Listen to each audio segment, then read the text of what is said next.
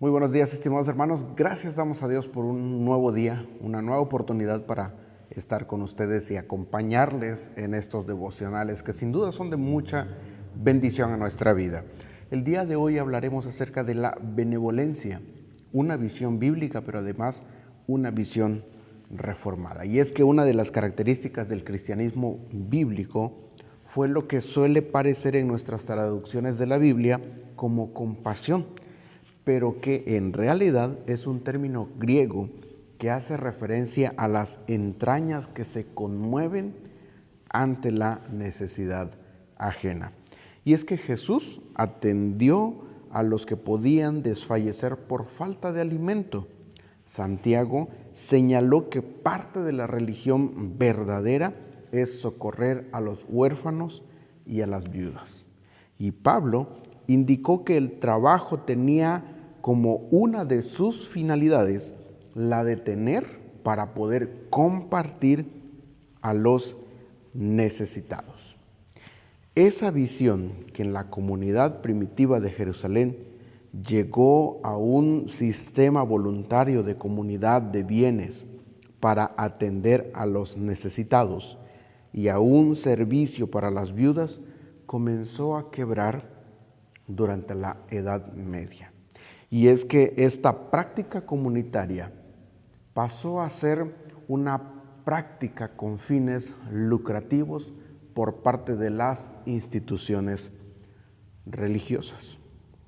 Y bien, en la época de la Reforma se captó desde el principio lo negativo que era este sistema asistencialista, que al final del día animaba a las personas a no trabajar y que mantenían una situación de dependencia miserable a los que recibían y perpetuaba los males de aquel país. Por ejemplo, para la persona que recibió un plato de sopa, el sistema asistencialista le parecía, por supuesto, algo muy bueno, pero a medio plazo. Pero después se revelaba fatalmente al perpetuar situaciones de las que habían de salir, ¿sí? Un ejemplo maravilloso en la época de la Reforma fue que precisamente Juan Calvino creó una institución con el fin de albergar a los refugiados que venían huyendo de la violencia católica que reinaba en sus países de origen, pero les prestaba ayuda para salir de la situación en la que se encontraban. No fue una institución que se creó con el fin de seguir haciéndolos dependientes de una ayuda o asistencia social. Durante la década que fue de los 1550 al 1560, unos 60,000 refugiados pasaron por Ginebra. Una cifra de verdad considerablemente alta para la época y para los recursos de la ciudad. Sin embargo, los diáconos de las iglesias reformadas de aquel país se ocuparon de prestar ayudas económicas temporales, entrenamiento laboral para encontrar trabajos e incluso herramientas para poder ejercer una labor. Por añadidura, se ocuparon de los casos de abandono, de los enfermos terminales, de las viudas y de los huérfanos. Todo aquello sucedió de acuerdo a una de las reglas que se aplicaban de manera tajante para evitar crear dependencia y a la vez ayudar a salir a la gente de esa situación necesitada. Ahora, las ayudas debían entregarse solo a gente necesitada en verdad, en una situación de urgencia y de necesidad real. Y si se daban circunstancias, obviamente, que aseguraran que eran personas dignas de confianza. Las ayudas no debían cargarse a los presupuestos públicos, sino derivar de donaciones privadas o eclesiales. Se intentaba que la persona hubiera asumido una ética bíblica del trabajo. Finalmente, entonces, la asistencia era temporal y no debía convertirse en una forma o estilo de vida. Ahora, para Calvino y para la época de la Reforma en la que él estaba presente, esta situación de benevolencia y de apoyo, lejos de tratarse de algo eventual o provocado por una dificultad ocasional, el servicio de beneficencia debía ser algo continuo en la vida de la iglesia. En uno de los sermones de Juan Calvino mencionó que dos conductas muy importantes debían permanecer en la vida de la iglesia.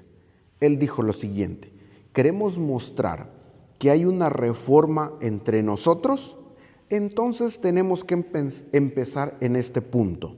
Es decir, tiene que haber pastores que lleven con pureza la doctrina de la salvación, pero también deben haber diáconos que tengan el cuidado de los pobres. Entonces, la reforma dejaba de manifiesto dos conductas en la vida de la iglesia, dos conductas permanentes, dos conductas que no van a ser solamente para tiempos o situaciones especiales u ocasionales. Una, que los pastores predicaran fielmente la obra de salvación de Jesucristo.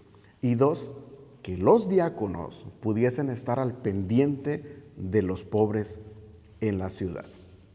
Ahora, como ya lo mencionó la historia de la Reforma, la ayuda no es para crear una dependencia de las personas, no es para crear una situación parasitaria, sino más bien la beneficencia, el dolor por la situación ajena de las personas debe ayudarnos a movernos, pero para ayudarles a salir de la situación en la que se encuentran, a salir de su necesidad para tener una vida mejor y así evitar el parasitismo.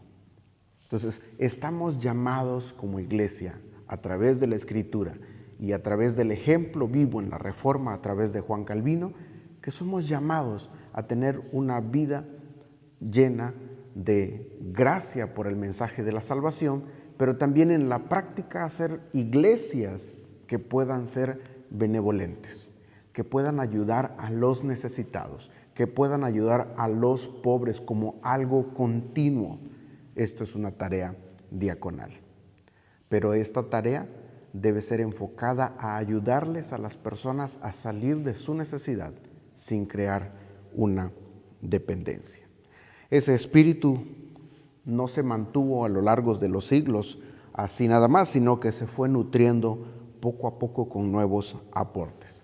Por ejemplo, la obra social de los cuáqueros, las primeras leyes sociales aprobadas de manera claramente significativa en naciones donde había triunfado la Reforma, el Ejército de Salvación, la Cruz Roja, son algunas de las muestras del espíritu a la vez compasivo, realista y práctico. En otras palabras, es el espíritu bíblico que caracterizó a la Reforma. Queremos animarles entonces, amados hermanos, como iglesia, que podamos mantener o recobrar estos dos sentidos en la vida de la iglesia. Que hayan pastores que prediquen fielmente el mensaje de la salvación. Dos, que la iglesia pueda desarrollar este aspecto de la benevolencia, retomarlo, recobrarlo, obviamente con un fin en particular. No crear dependencia, pero sí ayudar al necesitado a salir de su necesidad para una vida mejor, para honra y gloria de nuestro Dios. Seamos benevolentes, pero con un fin bien práctico. No crear dependencia, pero sí con todo nuestro corazón ayudarles a salir de su necesidad. Que tengas un buen día y que Dios te bendiga.